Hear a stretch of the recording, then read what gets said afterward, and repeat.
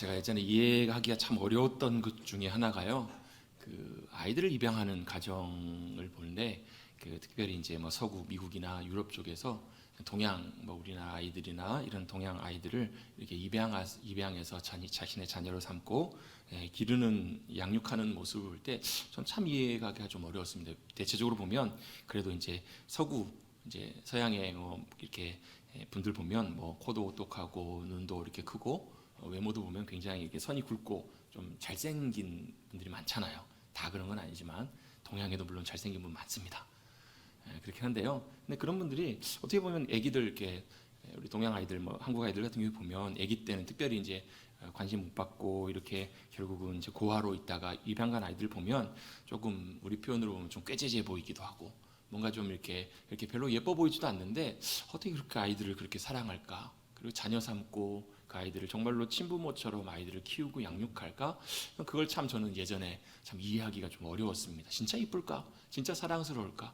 근데 뭐 다는 아니겠지만 그래도 상당수 부모님들과 가정에서는 그 아이들을 정말로 자기가 낳은 자녀처럼 정말 사랑하고 외모 가지고 아이들을 뭐 탓하지 않고 부모와 모습이 다르고 피부 색깔이 다르고 모든 것들이 다 달라도 그것과 전혀 상관없이 그걸 초월해서 그 아이들을 사랑하고 자녀처럼 양육하고 정말 번듯하게 잘 사랑으로 양육하는 모습을 보면서 참 귀하다 대단하다는 생각을 예전에 해보기도 했습니다. 사실 잘 이해는 잘 안 되지만요. 제가 겪어본 건 아니라서. 그런데 여러분 하나님께서도 저와 여러분을 보실 때 보배롭고 존귀한 자녀로 보고 계시고 사랑해 주신 줄로 믿습니다. 뭘로요? 십자가 사랑으로. 저와 여러분이 잘나서가 아니라 뭐 얼굴이 예뻐서가 아니라 하나님과 피부 색깔이 같고 뭐 하나님을 닮아서가 아니라 그냥 사랑하셔서 마치 여러분 이름도 모르는 알지도 못하는 저 먼 나라 어쩌면 옛날에는 그랬잖아요. 한국이 어디 있는지도 모르는 외국분들 많았잖아요. 그분들이 한국에서 온 아이를 정말로 내 자식인 것처럼 사랑해서 양육하고 헌신하고 그런 모습 어쩌면 그것과 비교할 수 없이 큰 십자가의 사랑으로 저와 여러분을 하나님께서 자녀 삼으시고 보배롭고 존귀하게 여겨주시는 줄로 믿습니다. 그게 바로 저와 여러분이라는 거예요. 같이 한번 고백해 보실까요? 저는 하나님의 보배롭고 존귀한 주님의 자녀입니다. 주님의 기쁨이라는 거예요. 하나님께서 저와 여러분을 보실 때마다 기뻐하세요.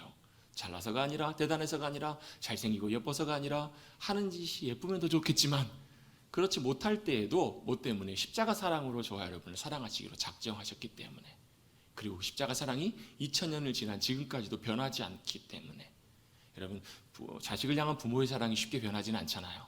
근데 사람이기 때문에 변할지도 몰라요. 그래서 이사야 49장 말씀에도 여인이 젖먹는 자식을 잊어버리고 자기의 태어난 아이를 잊어버리고 버릴지라도 하나님께서는 저와 여러분을 손바닥에 새기시고 사랑해 주셨다라고 말씀해 주신 것처럼 여전히 변치 않게 우리를 기쁨으로 사랑해 주시는 줄로 믿습니다. 여러분 옆에 계신 분들과 인사 한번 나눌까요? 당신은 하나님의 사랑이고 기쁨입니다.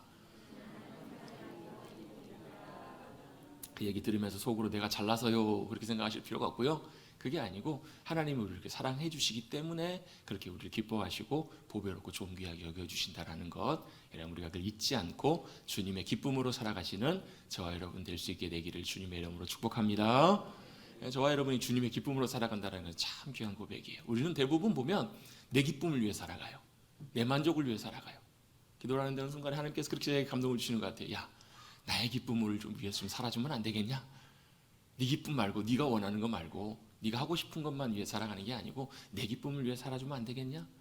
그런 마음의 감동이 기도하는데 제 마음속에 들려지더라고요. 생각해보니까 그래요. 난 내 기쁨을 위해 살아왔구나.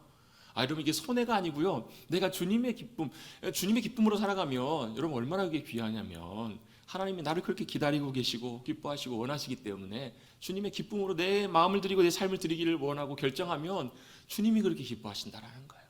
여러분 우리는 예배로 주님 앞에 나왔습니다. 왜요? 그 주님의 기쁨 되시는 그 주님 앞에 얼굴을 뵈드리려 만나기 위해서. 여러분 그렇잖아요. 손주 할아버지 할머니들이 기다리잖아요. 그래서 손주가 할머니 할아버지 집에 오면 어때요? 마음이? 할머니 할아버지들 얼마나 기쁜지 몰라. 얼마나 기쁘세요? 즐거우세요? 하나님은 그것과 비교할 수 없이 큰 기쁨으로 우리를 기다리시고 우리를 만나주기를 원하시는 주님이신 줄로 믿습니다. 예배는 그 주님과의 만남입니다. 예배는 그 주님과 우리 영혼이 만나고 교제하는 거예요. 하나님이 영이시기 때문에 우리의 눈으로는 보이지 않아요. 하나님은 어떻게 봐요? 어떻게 만나요? 어떻게 대화해요? 예, 우리 안에 성령님께서 역사하셔서 우리 영혼이 주님을 인식하고 반응하고 깨달을 때 그 주님을 만날 수 있는 거예요. 우리 예배 가운데, 우리 모든 시간 가운데 성령님께서 역사해 주셔서 우리 영혼을 깨워주시고 우리 영혼이 살아 일어나서 살아계신 영이신 주님을 만나고 경험할 수 있는, 마치 여러분 부모 만나는 자녀의 마음처럼, 여러분 그렇죠? 명절 때 기쁨으로 막 보따리 바리바리 싸들고 여러분 달려가잖아요. 만날 때 얼마나 기뻐요. 좋잖아요. 다들 표정들 보시니까 별로 안 좋으신 것 같지만 그럼 얼마나 마음이 기쁘고 좋아요. 얼마나 보고 싶어서 몇 년을 여러분 못 봤다가 만나면 얼마나 여러분 그 사모함이 그렇겠냐고요. 여러분 이 가운데서도 몇 년 동안 몸은 여기 와 계시지만 주님 만나지 못한 분 계신다면 여러분 우리의 영혼 가운데 성령님께서 역사해 주셔서 그 주님을 우리가 실제로 우리의 몸소 경험하고 체험하고 우리 영혼이 그 주님을 인식하고 만날 수 있는 우리 복된 우리 모든 성도님들이 되시기를 간절히 주님의 이름으로 축복합니다. 이게 왜 중요하냐면요, 사람은 만나면 만날수록 실망하는 경우가 많아요. 그렇죠? 사람 없이는 사람 살 수가 없잖아요. 사람은 혼자 살아갈 수 있는 존재가 아니에요. 원래 하나님께서 그렇게 만드셨어요. 사람은 서로 잇대어서 서로 같이 살아가도록 만드셨는데, 혼자는 안 되는데 같이 살아야 되는데, 같이 사는데 서로 사랑해가지고 죽고 못 살아가지고 같이 결혼했더니 이제는 같이 사는 그 사람이 왼수는 아니시죠? 그 사람 때문에 너무 힘들어요. 같이 살아가는 사람 때문에 오히려 같이 살아가야 되는데 같이 살아가는 사람 때문에 힘들고, 여러분 저와 여러분이 겪는 인생의 많은 문제들의 상당수가 여러분 사람 때문에 일어나는 문제 아닌가요? 사람 때문에 여러분 발등 찍히고 사람 때문에 상처받고 사람 때문에 어려움 당해서 그런 일을 당하잖아요. 왜요? 사람은 만나면 만날수록 좋은 사람도 있겠지만 대부분의 경우 실망하는 부분들이 많아요. 나중에 오래 지나고 나면 사람에 대한 기대, 절망, 제가 자주 드리는 말씀이잖아요. 사람 절대 믿지 마시라고. 저는 사람 절대 안 믿는다고. 사람은 사랑할 대상이지 믿을 대상이 아니라고요. 이해하고 사랑하고 용납해야 될 대상이지 그 사람 믿고 기대하고 가다가는요 큰일 납니다. 발등 찍힙니다. 안 돼요. 왜요? 아무리 사람이 잘하려고 해도 사람은 기댈 수 있는 완전한 사람 존재가 아니기 때문에 그래요. 첫 번째 이유는 죄인이기 때문에 그렇습니다. 사람은 죄된 본성이 있기 때문에 언젠가 만나다 보면 그 사람의 이기적인 마음, 그 사람의 연약한 마음, 자기중심적인 상태와 태도 때문에 언젠가는 사람들에게 상처를 주거나 아픔을 주거나 실망을 줄 수 있어요. 또 지켜주고 싶고 도와주고 싶어도 언젠가는 주님 부르시면 떠나야 되는 것이 우리 인생이에요. 그렇죠? 그렇잖아요. 언제든 든든하게. 저도 제 부모님 모습을 볼 때마다 아직도 저희 머릿속에 생각 속에는 여전히 어렸을 때는 모르다가 철 들고 나니까 야, 부모님 계시는 게 참 큰 힘이구나. 부모님께 살아계시는 것만으로도 참 큰 의지구나. 근데 그 부모님이 벌써 이제 내일 모레 이제 팔순이 다 돼가시고 이제 외모다 모습이나 기력이나 이런 부분들이 옛날보다 많이 달라지고 약해진 모습을 볼 때 저러다 언젠가는 주님 부르시면 이 땅에서 이별해야 되는구나, 그런 마음이 들 때마다, 생각이 들 때마다 마음이 참 괜찮아. 아마 여기 계신 분들 중에서는 아마 그런 이별의 아픔들을 많이 겪으신 분들이 많으실 거예요. 힘이 되고 주고 싶지만 함께 해주고 싶지만 안 되잖아요. 여러분 사람이기 때문에. 아들이 군대를 가요. 도와주고 싶어요. 같이 해주고 싶어요. 아니면 먼 외국에 가서 일하다가 큰 어려움을 만났어요. 같이 달려가서 거기서 힘이 되어주고 싶고 도와주고 싶지만 할 수 없는 것이 여러분 우리 인간이잖아요. 그렇기 때문에 인간은 만날수록 실망하고 만날수록 사실은 절망할 때도 많이 있어요. 정말 감사하게도 주님은 안 그러신다라는 거예요. 예수님은 이 땅에 하나님이신 그분이 만날 수 있게 이 땅에 인간의 모습으로 오셨잖아요. 그래서 어떻게 해요? 사람과 사람이 만나듯이 주님이 만나주셨어요. 그 주님은 만나면 만날수록, 시간이 지나면 지날수록, 알아가면 알아갈수록, 교제해가면 교제갈수록, 가까이 가면 가까이 갈수록 그분이 얼마나 좋은 분인지, 그분을 알아가는 기쁨과 감격이 얼마나 큰지를 여러분 주님이 우리에게 주실 수 있는 분이세요. 우리를 실망시키지 않으세요? 우리가 그분을 만나고 알아가면 알아갈수록 더 좋아져요. 더 귀한 면, 더 놀라운 면들을 더 귀하게 알아갈 수 있게 돼요. 언제까지요? 영원토록. 왜요? 주님은 영원하신 분이시기 때문에. 그래서 우리 일평생 사는 동안 주님을 더 만나고 알고 경험해가도 그것만으로도 부족해요. 그래서 언제요? 영원한 주님의 나라에서 영원토록 주님을 알아도. 그렇잖아요. 여러분 참 좋은 사람은 만나면 만날수록 참 좋잖아요. 그렇죠? 안 그러세요? 다들 친구 없으세요? 다 그런 분들 없으세요? 여러분 좋은 사람들 만나면 만날수록 참 좋은 면이 있는 것도 있잖아요. 만날수록 기대가 돼요. 서로 소개를 해가지고 서로 남녀가 만나게 됐어요. 그럼 어때요? 또 만나고 싶어요? 안 만나고 싶어요? 일주일에 한 번 만났으면 되지 뭘 또 만나요? 이게 아니잖아요. 매일 만나고 아침에 만나도 저녁에 또 만나고 싶잖아요. 왜요? 만나는 게 좋으니까. 만나면 그 시간이 즐거우니까, 만나고 그 사람을 알아가는 기쁨이 있으니까, 그래서 언제요? 결국은 서로 사랑으로 하나 되는 그 자리까지 꼬리로 나가게 되잖아요. 여러분, 주님도 그러신다라는 거예요. 알아가면 알아갈수록 영원토록 우리에게 놀라운 기쁨과 감격을 주시는 분이 바로 주님이시라는 거예요. 그 주님 만나면 만날수록 우리의 복돼요. 그래서 여러분, 우리는 2주 전부터 요한복음 4장을 시작하면서 사마리아의 이름 모를 수가성에 사는 한 여인을 만나셨던 예수님의 이야기들을 함께 좀 나누고 있어요. 예수님이 먼저 그 여인을 찾아가셨네요. 처음에 찾아가셔서 그 여인에게 말을 거실 때 그 여인은 예수님께 어떻게 반응을 했냐면 굉장히 의아해했습니다. 왜요? 예수님이 누구신지를 몰랐으니까. 그녀가 보기에는 그냥 한 낯선 유대 남성으로 보았잖아요. 그 당시에 유대인들과 사마리아 관계는 굉장히 좋지 않았어요. 서로 쳐다보고 상종도 하지 않는, 그래서 원수처럼 지내는, 말도 안 거는 그런 관계로 서로 지냈어요. 근데 낯선 유대인이 말을 건다? 이건 굉장히 의아할 일이에요. 굉장히 낯선 일이에요. 더더군다나 그 당시에는 남자와 여자가 서로 밖에서는 얼굴도 마주치지 않는, 조심하는 그런 상황이었는데 예수님이 오셔서 그 여인에게 먼저 말을 것입니다. 물을 좀 달라. 그랬더니 이 여인이 뭐라고 반응해요? 예수님, 제가 물을 드릴게요. 이렇게 하지 않아요. 왜 당신은 유대인으로서 왜 나에게 물을 달라고 하십니까? 이게 무슨 얘기예요? 왜 나에게 말을 거냐는 거예요. 왜 내게 다가오는 거냐는 거예요. 왜요? 이 여인이 아직 예수님이 누구신지 몰랐기 때문에 그래요. 그런데 요한복음 4장 말씀을 쭉 읽어가면서 예수님과 대화가 몇 마디 이어져 가면서 이 여인에게 어떤 일이 일어나냐면 그 여인의 관심과 대화와 마음과 생각이 조금씩 예수님께 가까워지는 것을 보게 돼요. 처음에 예수님께서 물을 달라고 했을 때 왜 나한테 물을 달라고 하세요? 이렇게 반응하는 여인에게 예수님께서 뭐라고 하시냐면, 만약에 하나님의 선물과 지금 물을 달라고 하는 내가 누구인지 알았다라면 여인이여, 당신이 나에게 먼저 물을 달라고 했을 것이고 나도 내게 그 물을 주었을 것이라고. 그때 또 이 여인이 뭐라고 얘기를 해요? 아니, 물 비를 그릇도 없고 이 물은 깊은데 어디서 이 물을 나한테 퍼서 준다는 말이에요? 말도 안 되는 소리 하지 마세요. 여러분, 이것도 아직까지도 예수님에 대한 의심, 아직까지 예수님에 대해서 전혀 믿지 못하는 마음이고 전혀 엉뚱한 얘기를 하는 것처럼 보이지만 실제로는 이 여인의 대화와 관심이 이제 조금 예수님 앞에 나온 거예요. 여러분, 한 사람이 처음부터 여러분 하나님과 예수님을 완벽하게 알지는 못해요. 처음 예수님 믿기 시작하고 알아가면서 조금씩 어떻게 해요? 예수님에 대해서 더 만나가고 알아가고 자라가는 거예요. 조금씩 가까워지고 예수님과 알아가기 시작하면서 어떤 일들이 벌어지는가? 그 안에 변화들이 조금씩 일어나기 시작해요. 그 여인이 그 얘기를 듣고 어떻게 반응해요? 그러면 당신이 진짜 야곱보다, 이 우물을 파준 야곱보다 큰 사람입니까? 예수님에 대해서 조금씩 관심을 갖기 시작하죠. 그랬더니 예수님께서 하시는 말씀이 뭐예요? 아니, 이 물 말고, 여러분 지난주 말씀 한번 기억해 보십시오. 지난주에 어떤 말씀 나눴어요? 우리의 목마름을 해결해 주는 것. 여러분, 이 목마름은 단순히 이 목마름뿐만 아니라 우리 인생의 갈증과 목마름 있잖아요. 우리 인생 가운데 해결되지 못한 문제 때문에 우리 영혼의 갈증과 갈망 때문에 답답해하는 그런 목마름, 그 목마름을 예수님께서 말씀하고 계시는 거잖아요. 여러분, 이 목마름은 밖에서 들어와서 해결되는 게 아니에요. 이거 밖에서 우리의 목마름을 해결하기 위해서 좋은 일이 생겨요. 이 일만 해결되면 마음이 시원할 텐데, 걱정거리가 없을 텐데, 그러면 여러분 이 문제 해결되면 여러분 목마름이 해결되죠. 해결되기는 돼요. 근데 다시 목말라요. 이것만 해결되면 원이 없겠는데, 원이 없기는 뭐가 없어요? 또 있지.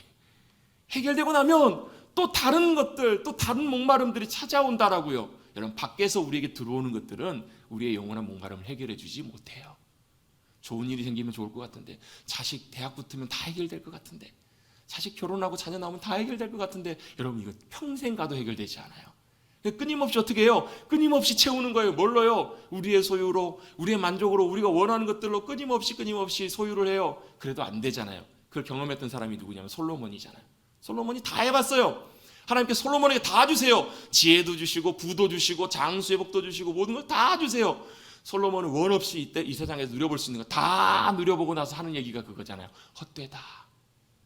그냥 여러분이 자조적인 헛된다라는 것이 아니고요, 하나님 없는 인생의 창조주 주님과 상관없이 사는 인생의 헛됨을 솔로몬은 고백하고 있잖아요.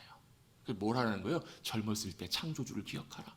젊었을 때 하나님을 놓치지 마라. 기억하라. 그 말은 무슨 얘기예요? 우리의 갈증과 목마름은 밖에서 들어오는 물 마신다고, 좋은 일 생긴다고, 우리가 원하는 거 이루어진다고 해결되는 문제가 아니다. 우리의 목마름을 해결해 줄 수 있는 영원한 생수는 어디서부터요? 우리의 속에서 역사하시는 성령님의 역사하심, 주님의 은혜의 샘물이, 구원의 감격의 샘물이 터져 나올 때만 우리의 목마름이 해결될 수 있다. 할렐루야.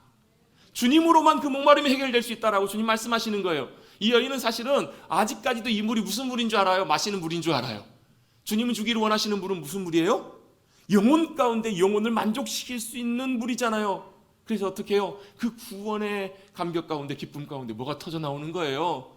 영혼의 기쁨이, 내게 강 같은 평화가, 평안이, 내게 샘솟는 기쁨이, 내게 바다 같은 놀라운 사랑이, 은혜가 나의 영혼을 덮어주시면 다른 것으로 여러분 우리의 영혼이 부족함을 느끼지 않아요.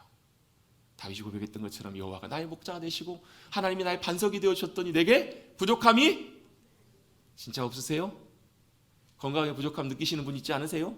물질의 부족함, 관계의 부족함, 여러분 여러 가지 많은 부족한 것들 너무 많지 않으세요? 여러분 그 모든 것들이 주님 안에 있습니다. 주님을 인하여 감사하고 나를 구원하시고 나의 생명까지도 아들 예수 그리스도의 십자가의 생명으로 바꿔주시고 사주신 하나님의 사랑과 은혜 가운데 있다면 여러분 우리 앞에 아무 일이 일어나지 않아도 감사할 수 있어요. 여러분 이사야 12장 말씀처럼 구원의 우물물에서 기쁨으로 그 구원의 우물물을 퍼올려라. 여러분 성령님이 우리 안에 역사하시기 시작하시면 그 은혜의 감격과 기쁨이 우리 안에 터져 나온다는 거예요. 여러분 그런 우리 영혼 가운데 부어주시는, 새롭게 해주시는, 목마름을 해결해 주시는 주님의 놀라운 은혜의 강물들이, 은혜의 샘물들이 풍성하게 터져 나오시는 저와 여러분 될 수 있게 되기를 주님의 이름으로 축복합니다. 아멘. 그런 사모함을 가지십시오. 여러분 그리고 그 자리로 나가십시오. 밖을 보지 마시고 우리 안에 역사하시는 성령님께 초점을 맞추시고 집중하십시오. 그 주님으로부터 얻을 수 있는 풍성한 것들을 받아들이는 우리 모두가 되어야 될 줄로 믿습니다. 그런 의미에서 저도 물 한 잔만 마시고 말씀 계속 전하겠습니다. 얼마나 좋은지 몰라요. 물 한 잔 마시면. 우리 영혼도 마찬가지예요. 우리 영혼을 시원케 해줄 수 있는 하나님의 사랑, 은혜, 생명, 그것들이 풍성하게 부어질 때 여러분 우리 영혼은 새롭게 된다는 거예요. 이 여인도 이 말씀을 듣고 주님, 선생님, 라삐어 저에게 그 물을 주셔서 제 목마름도 해결해 주시고 다시는 이곳에 물을 들어오지 않게 해주십시오. 이 말은 무슨 얘기냐면 지금 아직까지도 이 여인은 현실적인 어려움들, 문제를 가지고 고민하고 있어요. 왜요? 사람들을 피해서 뜨거운 땡볕에 물길로 나와야 되거든요. 이것 좀 안 하게 해주세요 라고 구하고 있어요. 많이 바뀌었죠? 많이 변화됐죠? 많이 주님 앞에 나온 거예요. 그때 예수님께서 단도직입적으로 이렇게 말씀하십니다. 뭐라고 말씀하세요? 내 남편을 데리고 오라. 내 남편을 데리고 오라. 예수님께서 왜 갑자기 뜬금없이 이런 말씀하셨을까? 이 문제가 이 여인에게는 굉장히 중요한 문제이기 때문에 그래요. 행복하게 살려고 하고 정말로 잘 살아보려고 노력했지만 뭐가 안 된 거예요? 결혼에 계속 실패하는 거예요. 5번이나 실패하는 거예요. 이유와 연유는 설명되어 있지 않아요. 근데 문제는 분명한 것은 이 여인이 남편 때문에, 결혼 문제 때문에, 가정 때문에 불행한 삶을 살아왔다는 것은 분명해요. 상처이고 아픔이에요. 이것만은 감추고 싶었던, 이것만은 드러내기를 원치 않았던 그 여인의 가장 치부, 가장 큰 아픔, 가장 큰 상처, 가장 심각한 문제를 예수님께서 정확하게 딱 집어 올리시는 거예요. 뭐 하시려고요? 사람들에게 면박 주시려고요? 다 내가 그걸 알고 있으니까 허허 다 드러났다 들통났다 이걸 말씀하시려고 하신 것이 아니에요. 왜요? 그 여인의 놀라운 구원의 감격과 기쁨을 누리기 위해서는 그 치명적인 문제가 치유되고 해결되어야만 했기 때문에 그렇잖아요. 여러분 예수님께서는 그 여인의 모든 것들을 다 알고 계셨습니다. 그 말은 저와 여러분의 모든 상처와 아픔과 모든 것들도 다 알고 계세요. 우리 안에 아무도 모르는, 아무한테도 밝히고 싶지 않고 죽을 때까지 아무하고도 얘기하기 싫은 내 안에 감춰져 있는 깊은 곳에 가로막고 있는 돌덩어리와 같은 그런 것, 그걸 주님이 다 알고 계신다는 거예요. 아무에게도 얘기하지 않았던 그 문제를, 아무에게도 얘기하기 싫었던 그 문제를 처음 본 그 사람이, 내 앞에 있는 그분이 얘기하는 걸 보면서 이 여인이 어땠을까요? 깜짝 놀랐을 거예요. 왜요? 내 그걸 어떻게 알아? 깜짝 놀랐을지 몰라요. 예수님께서는 이 여인을 놀래시기 위해서 이렇게 하신 것이 아니잖아요. 예수님 이걸 드러내시기 위한 것이 단순히 그것이 목적이 아니라 이 여인의 마음을 열주고 이 여인에게 정말 필요한 것들을 주시기 위해서, 주님이 정말 필요한 것을 알게 하시기 위해서 예수님께서는 그 여인의 문제와 상황들을 말씀해 주신 거예요. 해결해 주시고 진정한 만족과 평안과 기쁨을 주시기 위해서, 너무나 잘 아시는 그분 앞에서 그 여인은 깜짝 놀라면서 이분은 보통 분이 아니시구나, 이걸 아신 거예요. 이분은 보통 분이 아니시구나. 정말로 당신은 하나님의 사람, 하나님의 선지자인 것 같습니다. 이 여인이 이렇게 얘기를 해요. 얼마나 많이 바뀌었어요. 얼마나 많이 주님께 조금씩 나오고 있어요. 여러분 우리가 주님 앞에 신앙생활하면서요, 우리의 마음과 우리의 삶과 우리의 중심이 여러분 조금씩이라도 여러분 주님과 가까워지시는 저와 여러분 될 수 있게 되기를 주님의 이름으로 축복합니다. 이 여인은 여러분 짧은 시간에 주님과 만나면서 조금씩 그 마음의 문들이 열려지기 시작해요. 왜요? 나를 다 아시는 주님, 나를 다 아시는 그 주님 앞에서 이제 감출 수 있는 것이 없구나. 그리고 이분은 보통 분이 아니시다. 그러면서 그 여인의 대화가 달라져요. 관심사가 달라져요. 그 이전까지는 뭐예요? 그 여인의 관심사는 물 들어오는 거였어요. 일상의 관심사였습니다. 그 일상 가운데, 분주한 일상 가운데, 힘든 일상 속에서 무엇을 해야 될지, 어떻게 해야 될지 그 관심 속에 살아가다가 이제 그 여인이 드디어 누구를 찾아요? 하나님을 찾기 시작해요. 하나님께 예배드리고 싶은데 어떻게 예배드려야 돼요? 어디서 예배를 드려야 돼요? 여러분, 이건 사실 기적과 같은 놀라운 일이에요. 여러분, 그 여인이 얼마나 사실 힘든 삶을 살았을까 짐작해 볼 수 있거든요. 여러분, 삶이 팍팍하면 다른 것에 여유를 두기가 참 어렵잖아요. 여러분, 다른 고민해야 될 것, 걱정해야 될 것 참 많아요. 사람들 피해서 다녀야 되고 힘겹게 짊어지고 가고 있는 인생의 문제가 너무나 컸어요. 그걸 바꿔서 성경에서는 뭐라고 말하냐면 무엇을 먹을까? 무엇을 마실까? 무엇을 입을까? 고민하면서 살 수밖에 없었던 그녀의 인생, 그것으로 가득 차 있었던 인생에 누가 찾아오시는 거예요? 하나님께서. 또 하나님에 대한 관심과 마음의 문들이 조금씩 열리기 시작하는 거예요. 여러분, 이것은 여러분 참 놀라운 일이에요. 기적과 같은 일이에요. 일상적인 문제에서 이제는 하나님을 찾고 있어요. 예배를 말하기 시작해요. 여러분, 놀라운 변화가 일어나고 있다는 거예요. 여러분, 저와 여러분의 마음속에서도 그럴 때가 있으실 거예요. 아, 기도하고 싶다. 아, 하나님을 찾고 싶다. 아, 예배 자료 나가고 싶다. 교회로 가고 싶다. 여러분, 뭐 이 가운데서 그런 분 계신지 모르겠어요. 예전에는 그런 경우가 종종 있었거든요. 전혀 누구에게 복음 누가 전도한 것도 아니고 하나님에 대해서도 모르고 뭐 복음에 대해서 들은 바도 없고 교회도 근처도 가본 적이 없는데 어느 날 참 인생길 걸어가다가 퇴근하는 길 걸어가다가 옛날에는 교회 종소리가 있었잖아요. 교회 종이 있었잖아요. 교회 종소리를 듣고 교회 십자가를 보고 자기도 모르게 발이 이끌려가지고 그냥 교회 가서 털떡 주저앉아 있는 거예요. 그러다가 주님 만나고 주님께로 돌아온 분들도 계시잖아요. 나도 모르게 그런 일들, 그런 조금씩의 변화가 일어나고 있다는 것은 참 감사하고 놀라운 일이에요. 왜요? 그 안에서 지금 주님이 일하고 계시는 거거든요. 내 안에서 역사하고 계시는 거거든요. 그 여인에게 주님께 찾아가셔서 만나주시면서 대화하고 계시지만 실제로는 이제 그녀의 마음속에, 영혼 속에 주님께서 주님의 역사하심으로 은혜 가운데 일하고 계셔서 그녀의 마음들이, 중심들이 변해가고 있는 거예요. 여러분, 예배의 시작은 하나님을 찾는 데서부터 시작합니다. 물론 여러분, 이 여인의 관심사와 궁금증은 어디서 예배를 드려야 돼요? 이곳 사마리아 땅 그리심산에서 예배를 드려야 되나요? 아니면 유대인들이 말하는 것처럼 예루살렘에서 예배를 드려야 하나요? 어떻게, 어디에서라고 예수님께 묻고 있지만 예수님께서는 이 여인의 질문에 대해서 어떻게 대답하시냐면 진짜 예배가 무엇인지에 대해서 여인에게 설명해 주세요. 여러분, 우리가 신앙생활하면서 가장 대표적인 신앙생활의 모습이 뭐냐면 예배 드리는 거잖아요. 그렇죠? 교회 다니기 시작했어요. 그럼 뭐 하는 거예요? 예배 시간에 예배 드리러 나오는 거예요. 아, 나 교회 다니고 있어요. 등록하고 있어요. 근데 여러분, 교회 1년에 한 번도 안 가요? 예배 시간에 한 번도 안 가고? 아, 나 그 교회 교인이에요. 이러면 굉장히 좀 어색하잖아요. 여러분, 우리가 신앙생활하고 교회에 오기 시작하면 제일 보편적으로 거의 대부분 예배 자리로 초청을 받아서 나오는 경우가 많아요. 그래서 예배를 드리기 시작해요. 근데 여러분, 한번 여쭤보겠습니다. 예배가 뭔가요? 예배를 드린다는 게 뭐죠?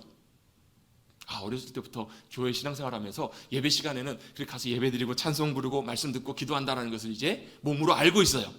완전 익숙해졌어요. 그래서 예배는 자동적으로 시간 되면 일어나고, 여러분 처음 교회 나오시는 분들은요, 뭐 일어나서 예배 드리고 찬양하고 이런 것도 굉장히 낯설하고 익숙하지 않아 하십니다. 근데 우리는 어때요? 자동으로 눈 감고도 다 되잖아요.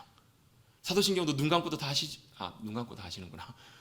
다 하시잖아요. 자동으로 다 되잖아요, 여러분. 여러분, 자동으로 다 되는 것, 이게 예배일까? 이렇게 예배 드리는 것이 진짜 예배일까요? 여러분, 우리 보통 예배를 드린다고 할 때 보통 이렇게도 표현을 합니다. 예배 본다. 그쵸? 여러분, 예배는 보는 건가요? 감사합니다. 1초도 안 망설이 그러시고. 예배는 여러분 보는 게 아니에요, 여러분. 예배는 가서 구경하는 게 아니에요, 여러분. 예배는 여러분 내가 거기에 참여하는 게 예배가 아니에요. 예배는 예배 시간에 이곳에 와서 앉아있는 것이 예배를 드리는 것이 아니라는 거예요. 예배는 뭐 하는 거예요? 하나님 앞에 나가는 거예요. 하나님 앞에 나가서 우리의 마음과 우리의 중심과 우리의 모든 것을 주님 앞에 드리는 것이 예배라는 거예요. 그래서 예배는 드리는 것입니다. 어떻게 드려요? 어디서 드리느냐에 대해서는 조금 이따가 잠깐 나누고요. 어떻게 드리는가, 주님께서 참된 예배에 대해서 말씀하세요. 아버지께서는 참된 예배를 받기를 원하시는데 그 예배는 언제 드리는 거냐면 이때는 언제냐면 이제 주님이 오신 때예요. 주님이 오셔서 뭐 하셨어요? 십자가의 놀라운 보혈의 은혜로 하나님 아버지께로 나아갈 수 있는 길을 쫙 열어주신 거예요. 여러분, 옆에 동네 가보면 지금도 여러분 예배를 드리거나 기도를 할 때 꼭 그 중간에 누가 필요해요. 그렇죠? 그래서 회개를 할 때도 어떻게 해야 돼요? 고해 바쳐야 돼요. 고해예요. 누구에게? 제가 뭐 더 자세하게 얘기를 안 하겠습니다. 그 중간에 꼭 누가 매개체가 필요해요? 아니요. 여러분, 우리는 하나님 아버지께로 나갈 수 있는 길을 예수 그리스도께서 열어주신 줄로 믿습니다. 은혜의 보좌 앞에 나갈 수 있는 길을 환하게 열어주셨어요. 그래서 주님 앞에 찾고 나오는 이들은 주님 앞에 나갈 수 있는 길이 열린 거예요. 누가요? 예수님께서 그 일을 하신 거예요. 그래서 곧 이때라고 말씀하시는 이유가 뭐냐면, 여러 가지 의미가 있지만 그 중에 하나가 바로 뭐냐면, 예수님 때문에 이제 우리가 하나님 앞에 나가서 예배할 수 있는 그때가 바로 온 거예요. 바로 지금이에요. 예수님 오신 그 순간에 십자가의 놀라운 역사와 부활의 놀라운 은혜로 우리를 하나님의 자녀 삼아주시고 하나님 앞에 나아갈 수 있는 길을 열어주신 그 순간부터 우리는 주님 앞에 나가서 주님을 예배할 수 있는 자가 된 거예요. 어떻게 주님을 예배해요? 참으로 하나님께 예배하는 자들은 어떻게 예배한다고요? 영과 진리로 예배한다고요. 여러분, 옛날 성경에는, 예전 받기 전의 성경에는 신령과 진정으로 예배할지니라 이렇게 나와 있어요. 여러분, 신령과 진정으로 예배한다는 게 무슨 뜻일까요?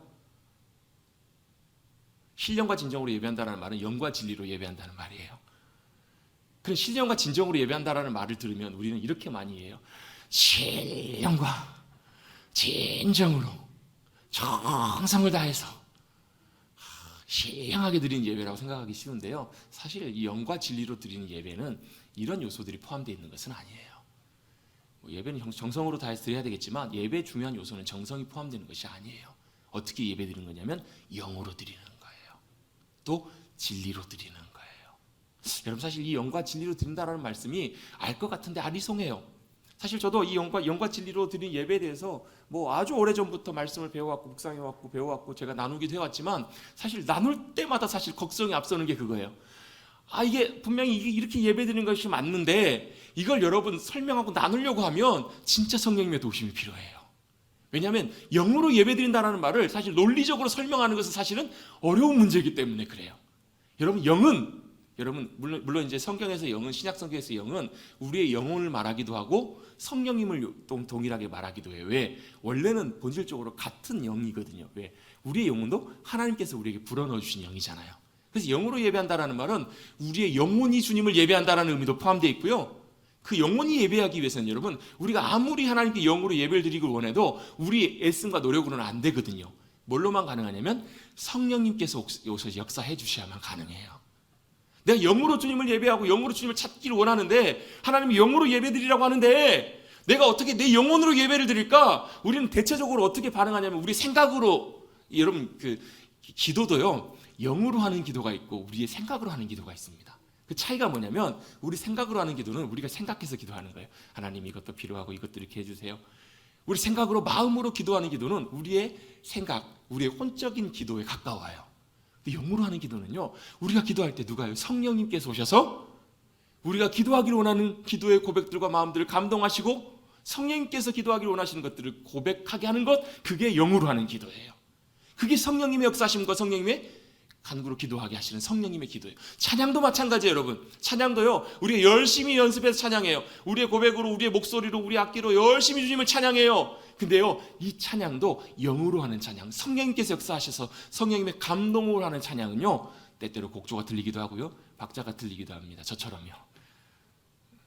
잘 들리기도 해요. 근데 중요한 것은요, 얼마나 화음이 잘 맞는가, 얼마나 웅장하고 화려하게 아름다운 소리로 주님을 찬양하는가, 그것보다 더 중요한 것이요, 성령님의 감동하심 가운데 우리의 고백과 찬양이 올려드리는 것이 더 중요한 문제라는 거예요.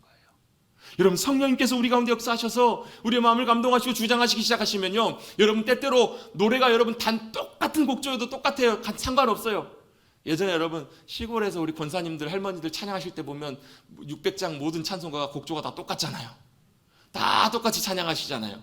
근데요, 성령님께서 감동하셔서 그 안에 고백하는 찬양이라면, 영으로 고백하는 찬양이라면 주님이 그 찬양을 정말로 기뻐 받으세요. 왜요? 영으로 예배하고 영으로 찬양하고 영으로 기도하고 고백하는 것이기 때문에 그래요.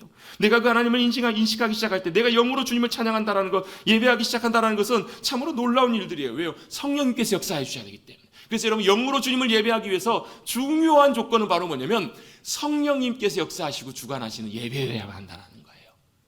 여러분, 예배 주인은 누구시냐면 성령님이세요. 여러분, 예배를 인도하는 사람은 목사가 아니라, 인도자가 아니라 성령님이 되셔야 된다는 거예요. 성령님이 감동하세요. 성령님이 인도하세요. 역사하세요. 그래서 여러분, 우리가 주어진 틀대로, 우리의 스케줄대로, 우리의 순서대로 쫙 진행하고 이거 다 마치는 것, 묵도부터 해가지고 옛날에 그랬잖아요. 종땅 치고 묵도하잖아요. 그래서 언제까지요? 축도할 때까지 이걸 잘 마치는 것이 예배를 잘 드리는 것이 아니고, 그 순간순간마다 상황마다 역사하시고 움직이시는 성령님의 인도하심을 따라, 성령님의 감동하심을 따라서 우리의 영혼이 반응해서 주님을 예배하는 것, 우리의 영혼이 주님을 높이며 경배하는 것, 그것이 진짜 예배라는 거예요. 이게 왜 중요하냐면요, 우리는 우리의 생각으로, 우리의 인식으로 우리의 예배를 받으시는 하나님을 알 수가 없다라는 거예요. 여러분, 어제 뉴스에 여러분 이어령 선생님이 돌아가셨습니다. 뉴스 보셨죠? 소천하셨잖아요. 이어령 선생님 하면, 이어령 박사님 하면 우리나라의 최고의 인문학적인 지성의 최고인 신분으로 우리가 보통 인정을 합니다. 탁월한 통찰력을 갖고 계시고 엄청난 지식적인 소양과 논리적인 것들로 최고의 지성으로 인정받고 있는 이어령 선생님이 70이 넘어서 그 이전까지는 사실 무신론자였거든요. 그 이전까지는 자기가 아무리 연구하고 아무리 알아봐도 하나님은 안 계시는 거예요. 믿어지지가 않는 거예요. 그러다가 그분이 70이 넘으셔서 예수님을 믿게 되셨어요. 물론 그 과정에는 지금 10년 전에 먼저 세상을 떠난 딸, 그 이민아 목사님, 나중에 이제 목사님이 되셨는데, 이민아 목사님의 그 투병을 통해서 있었던 그런 과정들, 이런 여러 가지 상황들을 통해서 그분이 이제 이어령 선생님이 예수님을 만나게 되시고 예수님을 믿게 되셨어요. 물론 이제 뭐 거기에 주변에 또 하용조 목사님이나 이런 많은 분들의 사랑을, 섬김과 수고가 있으셨지만, 그 이전까지는 그의 완벽한 논리로, 그의 탁월한 지식으로도 뭘 보지 못한 거예요? 하나님을 보지 못한 거예요. 이해하지 못한 거예요. 왜요? 그게 정상이에요. 하나님은 단순히 우리의 이성과 지혜로, 우리의 생각으로, 우리의 머리로 이해할 수 있는 분이 아니시라는 거예요. 여러분, 우리가 신앙생활을 할 때 신앙생활은 단순히 이성에 갇혀 있는 것이 아니에요. 이 말은 여러분 오해하지 마십시오. 신앙생활이 비이성적이라는 말이 아니에요. 여러분 상식적이지 않고 비이성적인 것은 여러분 늘 점검해 봐야 돼요. 여러분, 우리의 신앙과 믿음은 우리의 이성을 초월해서 뛰어넘는 부분이지, 이성과 정반대되는 상식적이지 않는 얘기들을 하는 것은 여러분 우리가 잘 점검해 볼 필요가 있어요. 왜 그래요? 여러분, 우리의 이성으로 하나님을 헤아릴 수가 없어요. 여러분, 우주 만물의 지혜를 우리가 다 알 수 있어요? 없어요? 없어요. 여러분, 지구가 얼마나 큰지, 지구에 있는 모든 것들을 여러분 우리가 헤아리지도 못하는데, 이 온 우주 만물을 만드신 하나님을 우리가 인식할 수 있을까? 알 수 있을까? 도저히 불가능하다라는 거예요. 여러분, 우리가 예배를 드리는데 누구에게 예배를 드려요? 하나님께 예배를 드리잖아요. 하나님께 예배를 드리기 위해서는 하나님이 어떤 분이신지 우리 가운데 함께 하시는 그 주님을 만나고 보고 인식해야 예배를 드릴 거 아니에요, 여러분. 예수님께서 그런 말씀하시죠. 너희는 알지 못하는 것을 예배하고 우리는 아는 것을 예배한다. 여러분, 예배 드릴 때는 알고 예배를 드려야 돼요. 뭘요? 우리가 예배 드리는 대상이신 그 주님을 알고 예배 드려야 돼요. 알기 위해서는 어떻게 해요? 우리의 영이신 하나님을 우리 영으로 인식하고 깨달아야 된다는 거예요. 알 수 있게 돼야 돼요. 우리의 영혼이 주님을 인식해야 돼요. 여러분, 그렇잖아요. 주님을 우리가 인식하게 되면 어떤 일들이 벌어지냐면 그 앞에서 여러분들이 반응할 수밖에 없어요. 여러분, 그 누군가가 들어오면 여러분 인식하면 엎드릴 수밖에 없다라는 거예요. 예배는 여러분 보는 것도 아니고 참여하는 것도 아니고 드리는 이유는 하나님이 우리 가운데 함께하고 계시고 우리 예배를 받으시고 지금 이 공간 가운데 함께 하신다는 것을 인식하게 되면 엎드릴 수밖에 없다라는 거예요. 여러분, 군생활 하신 분들은 아실 거예요. 내무반이라고 하잖아요. 내무반에 뭐 편안하게 자유시간 갖고 있다가 갑자기 그 부대장이 방문을 열고 들어와요. 문을 열고 들어와요. 그럼 어떻게 해요? 지금은 좀 자유로워졌다고 들었는데 저 있을 때만 해도 어떻게 해요? 다 모든 동작을 다 멈춰야 돼요. 차를 타고 나서야 돼요. 그리고 부대 선임, 뭐 분대장이나 누군가 소대가 뭐 해야 돼요? 경례를 붙여요. 예를 표해야 돼요. 모든 동작을 다 멈추고. 왜 그래요? 그런 경례를 받을 만한 분이 들어왔기 때문에 그런 거예요. 여러분, 옛날에 왕이 행차할 때 어땠어요, 여러분? 왕이 행차하면요, 아무리 중요한 일도 모든 사람들이 다 길을 멈추고 다 길을 비켜나가야 돼요. 그리고 어떻게 해요? 엎드려서 고개도 들지도 못해요. 왜요? 그렇게 왕에게 해야 되기 때문에. 왕은 그런 존경을 받을 만한 존재였기 때문에 그 당시에는. 여러분, 만약에 우리가 예배를 드리는데요, 우리의 영혼이 성령님을 통하여 함께 하신 하나님, 그 위대하신 주님, 전능하신 하나님을 우리가 깨닫고 보고 인식하고, 아, 주님이 우리의 예배를 지금 받으시는구나, 함께하고 계시는구나, 여러분, 그걸 우리가 깨닫게 되고 우리의 영혼이 알게 되고 인식하게 되면요, 여러분, 우리 이렇게 그냥 예배 못 드려요, 여러분. 왜 그래요? 우리가 지금 이곳 가운데 예배를 받으시는 그 주님을 못 보는 거예요. 모르는 거예요. 깨닫지 못하는 거예요. 인식하지 못하는 거예요. 우리의 영혼이 그 영이신 주님을 보지 못하기 때문에 어떻게 해요? 실제로 우리가 이곳에 와서 예배를 드린다고 앉아있지만 다른 생각으로 가득 차 있는 거예요. 다른 마음으로 가득 차 있는 거예요. 우리 예배 끝나고 밥 먹으러 어디 가지? 예배 끝나고 이거 해결해야 되는데 이거 어떻게 하지? 이 문제 어떻게 하지? 그거 잘 됐나? 내가 가스불 끄고 왔나? 여러분, 별별 생각, 오만 생각들이 다 드는 거예요. 왜요? 실제로 예배 드리기 위해서 앉아있지만 그 주님을 우리의 영혼이 인식하지 못하기 때문에 그렇다라는 거예요. 우리의 영혼이 깨어서 영과 진리로, 영으로 주님을 예배할 수 있게 되시는 저와 여러분 되시기를 주님의 이름으로 축복합니다. 성령께서 우리 가운데 역사하셔서 우리 영혼이 깨어서 주님을 예배하기 시작하면 우리의 예배 초점과 방향이 주님께로 맞춰지기 시작해요. 주님께로 온전하게 드려지기 시작해요. 영으로 예배하라. 여러분, 이것은 성령님의 도우심과 역사하심으로만 가능한 부분이에요. 그래서 여러분, 아까 이어령 선생님도 이런 얘기를 하셨어요. 사람이 의문을 갖게 되면, 고민하고 알아가게 되면, 배우게 되면 지성으로 나아간다라는 거예요. 그런데 사람이 믿음을 갖게 되면, 믿게 되면 영성으로 나아간다. 참 탁월한 통찰력인 것 같아요. 사람이 여러분 지식으로, 여러분 우리의 머리로 하나님을 이해할 수 없어요. 그런데 하나님을 성령께서 깨닫게 하시고 인식하기 시작하면, 믿기 시작하면 보여요. 우리 가운데 믿음이 부어지기 시작하면 여러분 깨달아지고 안 보였던 것들이 보이기 시작해요. 여러분 그런 은혜가 저와 여러분 가운데 임할 수 있게 되기를 주님의 이름으로 축복합니다. 여러분, 우리의 영으로 하나님을 알게 예배하기 위해서 성령님께서 우리 가운데 역사하셔야 돼요. 우리 가운데 임하셔야 돼요. 성령님의 감동으로 주님을 예비며 높여야 돼요. 그래서 여러분, 영으로 드리는 예배는요, 겉모양과 겉모습, 드려지는 외모의 모습들이 중요하지 않아요. 오히려 여러분, 이 예배의 모습들이 화려하고 프로그램들이 많고 더 많은 것들이 여러분 우리 가운데, 예배 가운데 있으면 있을수록 우리의 관심과 초점이 다른 곳으로 갈 확률이 굉장히 많아요. 여러분, 정말로 영으로 드린 예배, 성령께서 역사하신 예배는 오히려 굉장히 심플해요. 굉장히 단순해요. 왜요? 거기에 성령님이 역사하시기 때문에. 다른 것이 별로 필요가 없어요. 많은 순서가 필요하지 않고요, 많은 화려한 것들이 필요하지 않아요. 여러분, 예전에는 정말 목사님들이 그런 경우도 많으셨거든요. 가운 입고 오시는데 가운도 여러분 여기 줄이 있어요. 한 줄, 두 줄, 세 줄. 두 줄은 석사, 세 줄은 박사 해가지고 세 줄 박사학위 받으신 목사님들 여기 박사 가운 입고 오세요. 여러분, 그것과 영으로 드린 예배는 전혀 상관없습니다. 그것과 여러분 하나님 앞에 드리는 예배와는 전혀 상관이 없어요. 여러분, 얼마나 여러분 화려하게 예배를 드리는지, 얼마나 많은 것들로 예배를 드리는지, 악기가 뭔지, 여러분 파이프 오르간이 몇십억짜리가 있는지, 여러분 그것과는 전혀 예배를 드리는 것과 상관없다라는 거예요. 여러분, 얼마나 화려한 강단에 꽃꽂이가 있는지, 그것도 여러분 하나님 앞에 영으로 드리는 예배와는 전혀 상관이 없어요.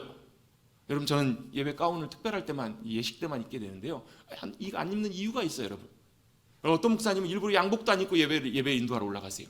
사람들이 많이 비난해요. 많이 해요. 하면서도 하는 이유가 뭐냐면, 우리의 예배가 외형적인 모습이나 어떤 드러나는 모습, 여러분 목사도 가운 입으면 괜히 목사같이 보입니다. 좀 더 경건해 보입니다.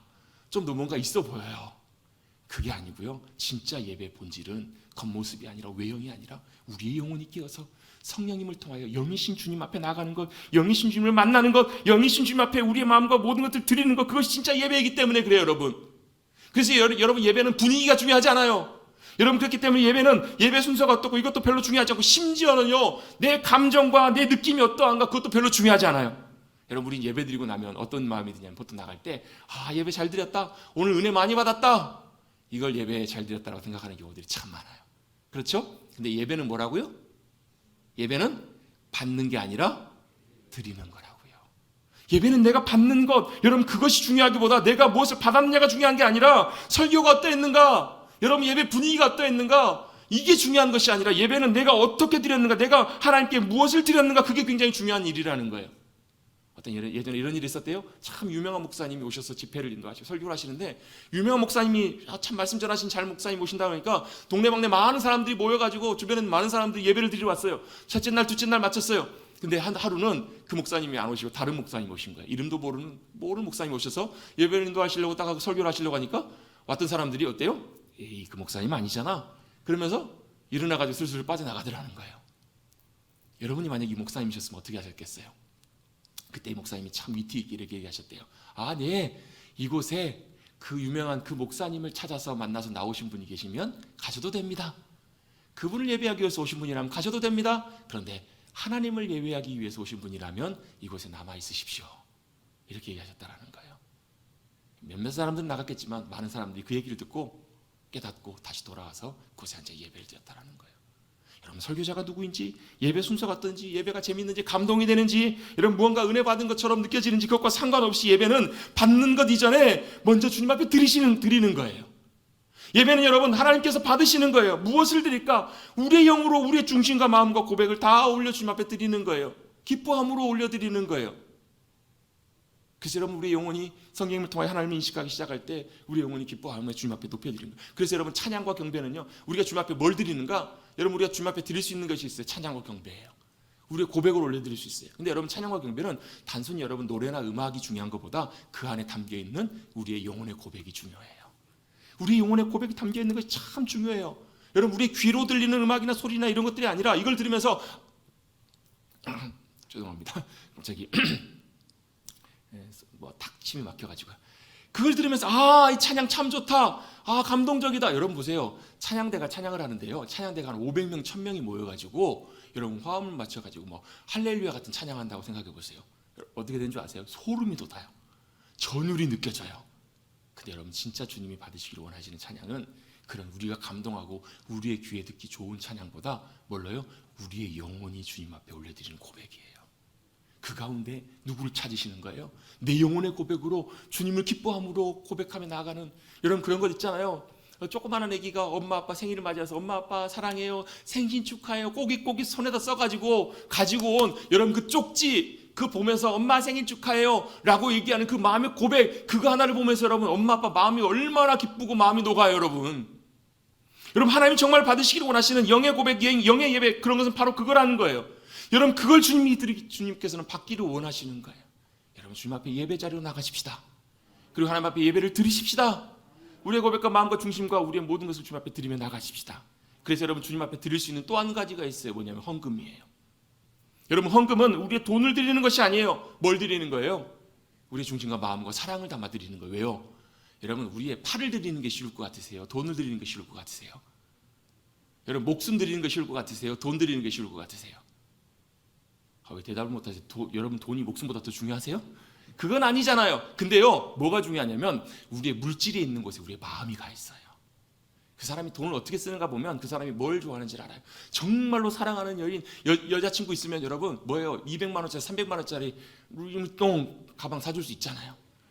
무슨 똥 사줄 수 있잖아요. 여러분 왜 그래요? 마음이 있기 때문에 그래요. 사랑하기 때문에 그런 거예요. 여러분 헌금은 여러분 이게 중요한 거예요. 여러분 하나님이 저와 여러분의 돈이 관심이 있어서 돈 뺏으려고 헌금하라고 하신 전혀 그러신 분이 아니세요. 여러분 왜요? 여러분이 몇 억을 하나님 앞에 헌금해도 하나님은 온 우주 만물이 다 하나님의 것이잖아요. 하나님 부족한 게 없는 분이세요. 여러분 저와 여러분에게 헌금하라고 하시는 이유는 물질이 문제가 아니 하나님께서 우리에게 돈 뺏어가시려고 헌금하시려는 게 아니라니까. 여러분 하나님 저에 관심이 없으세요. 여러분 진짜 하나님의 교회는요 여러분이 드리는 헌금으로 운영되는 교회가 아니라 여러분이 헌금을 하든 안 하든 상관없이 하나님의 공급하심으로 세워지는 교회가 진짜 하나님의 교회예요. 하셔도 되고 상관없어요. 안 하셔도 돼요. 여러분 제가 헌금에서 설교 잘 안 하잖아요. 근데 여러분 할 때는 꼭 필요하기 때문에. 왜요? 헌금은 하나님께 돈을 드리는 것이 아니라 물질을 드리는 것이 아니라 하나님께 우리의 마음을 드리는 거예요. 전부를 드리는 거예요. 여러분 바리새인이 와서 돈을 헌금을 많이 했어요. 그 다음에 누가요? 과부 가서 두렙돈을 헌금합니다. 두렙돈은 지금 돈으로 2,000원, 3,000원 밖에 안 돼요. 주님이 뭘 기뻐하세요? 과부의 두렙돈을 기뻐하세요. 왜요? 자기의 마음을 담아서 자기 전부를 주님 앞에 드렸기 때문에 그래요. 그게 바로 예물의 중요한 이유예요. 내 돈 뺏어가시는 분이 아니세요. 하나님은 우리의 마음을 드리는 거예요. 여러분 마치 여러분 손주한테 용돈 줄 때 아까워서 드리세요? 아까워서 주세요? 기쁨으로 주시잖아요. 여러분 그렇게 하나님 앞에 우리의 마음을 드리고 우리의 전부를 드릴 때 주님께서 우리의 드리는 예물을 받으시고 헌금을 받으시고 예배를 받으시고 기뻐하시고 우리 가운데 함께 하실 줄로 믿습니다. 우리의 돈을 원하시는 분이 아니시라고요. 여러분 우리의 마음을 드리며 우리 사랑을 드리기 시작할 때 이제 조금씩 덜 아까워질 때 여러분 저도 목사지만 종종 그럴 때가 있거든요. 어디 갑자기 초청을 받고 예배를 드리러 갔는데 중간에 예배 시간이 있어요. 저희 교회는 들어올 때 헌금을 하지만 어떤 교회들은 헌금함을 돌리는 교회가 있잖아요. 헌금함을 들다 보면 그제서야 급하게 찾아요. 뭘 찾아요? 헌금을 그제서야 찾아요. 주머니를 뒤지고 지갑을 뒤져요. 근데 어떤 날 앞불사 잔돈이 없어요. 5만 원짜리밖에 없어요. 여러분 그럼 속으로 어떤 줄 아세요? 5만 원 하나님 앞에 헌금하면서 목사하기 때문에 헌금을 하면서 1만 원짜리가 있었어야 되는데 아까운 생각이 들까요? 안 들까요? 들 때도 있어요. 여러분 주님 앞에 예물 드릴 때는요 아까운 마음으로 드리는 게 아니에요. 감사하는 마음으로 사랑의 마음으로 드리는 거예요. 여러분 그렇게 주님 앞에 감사함으로 기쁨으로 드릴 수 있는 귀한 은혜가 함께 하시기를 주님의 이름으로 축복합니다. 설교 반 했는데 예배 시간, 설교 시간이 끝날 시간 됐어요. 어제도 준비했다가 지난주도 반밖에 못하고 오늘도 뒷부분 다 마무리하려고 했는데 반밖에 못했어요. 그래도 뒷부분 간단하게만 짧게 2, 3분 안에 마무리하겠습니다. 진리로 드리는 예배는 진리이신 주님, 말씀이신 그 주님을 믿고 신뢰하고 알고 따라가는 방법으로 내 방법대로 드리는 것이 아니라 말씀에서 말씀하신 그 방법대로 드리는 것이고요. 주님의 말씀을 믿고 인정해서 드리는 거예요. 자, 무슨 얘기냐면 예를 들면 이런 거예요. 하나님이 나를 사랑하신다. 하나님이 신실하신다. 변함이 없으시다. 그걸 믿고 인정하고 주님 앞에 믿음으로 서는 것이 진리로 드린 예배예요. 어떨 때 예배 들어올 때 마음이 참 어려울 때도 있어요. 마음이 참 주님 앞에 드려지지 못할 때도 있어요. 그때 어때요? 그래도 내 예배를 받기를 원하시는 주님, 제가 이 순간에도 영과 진리로 주님을 예배하기를 원합니다. 말씀에 의지해서 말씀을 믿고 인정함으로 주님 앞에 나가는 거예요. 온 땅 가운데 찬양과 영광을 받기 합당하신 주님이십니다라고 말씀을 의지해서 말씀의 진리대로 주님 앞에 예배드리는 거예요. 아멘. 여러분, 우리가 말씀을 신뢰해서 내 마음과 내 상황을, 내 생각을 의지하지 마시고 진리이신 그 주님 앞에 진리를 인정하며 주님 앞에 나가시는 저와 여러분 되시기를 주님의 이름으로 축복합니다. 너무 짧게 설명하려다 보니까 설명이 온전치 못하지만 다음에 한번 또 기회가 되면 말씀 나누겠습니다. 마지막입니다. 어디서 주님이 예배라고 말씀하셨냐면 어디서요? 이곳에서도 아니고 저곳에서도 아니라는 거예요. 왜요? 하나님은 영이시기 때문에 우리가 예배하는 그곳에 임하실 수 있는 분이세요. 장소에 구애받지 않으세요. 장소가 좋아서가 아니라, 건물이 화려해서가 아니라, 여러분, 건물이 어떤 것이든 웅장하든 아니든 그것과 상관없이 하나님을 참으로 예배하는 자들이 서 있는 그 자리가 예배의 자리가 된다라는 거예요. 사도 바울이 억울하게 감옥에 갇혔습니다. 빌립보 감옥에 갇혔습니다. 그곳에서 원망하고 불평한 것이 아니라 감사하고 찬양하기 시작해요. 하나님 앞에 기도하고 예배드리기 시작해요. 그랬더니 그곳이 뭐가 돼요? 예배 자리가 바뀌어요. 예배 자리로 바뀌어요. 그랬더니 어떻게 돼요? 하나님의 역사하심이 그곳 가운데 나타나요. 옥문이 열려요. 묶여있었던 모든 것들이 다 풀려요. 구원의 놀라운 역사하심들이 일어나요. 그곳이 바로 뭐가 돼요? 예배 자리가 되고, 그곳이 바로 하나님의 나라가 임하는 자리가 돼요. 여러분, 하나님을 예배하는 그 자리가 여러분의 집안이든 거실이든, 여러분이 밥 먹는 식탁이든, 아니면 감옥이든 집 거실이든 산에 오르는 등산로든, 아니면 차 안이든 커피숍이든 화장실이든, 아니면 사무실이든 어디든지 간에 그곳을 예배 자리로 바꾸실 수 있는 저와 여러분 되시기를 주님의 이름으로 축복합니다. 그것을 주님을 볼 수 있기 때문에, 사모하고 원하기 때문에 환경이 바뀌는 거예요. 큰 교회에서요, 예배당을 빌려서 예배를 드렸는데 갑자기 그곳에서 예배를 드릴 수 없고 나가라고 하는 거예요. 그 목사님이 고민을 했어요. 사실 그 교회는 다른 목적을 위해서 사실 헌금을 해가지고 충분히 다른 곳에서 건물을 얻을 수 있을 만한 여력이 있는, 몇백억 단위로 헌금을 모아놓은 교회였어요. 갑자기 나가게 되니까 이 돈으로 먼저 예배당을 얻고, 그리고 나중에 다시 헌금을 해서 그것을 준비하면 되지 않겠나, 메워놓으면 되지 않겠나 생각을 했는데 마음을 바꾸고 먹었어요. 이 약속된 하나님의 예물을 하나님께 드리고 우리는 어떻게 한다? 길거리로 나가서 그곳에라도 예배한다. 그랬더니요, 그 교회 청년들과 젊은 사람들이 너무너무 좋아하는 거예요. 와, 우리가 길에 나가서 주님을 찬양하지, 예배하자.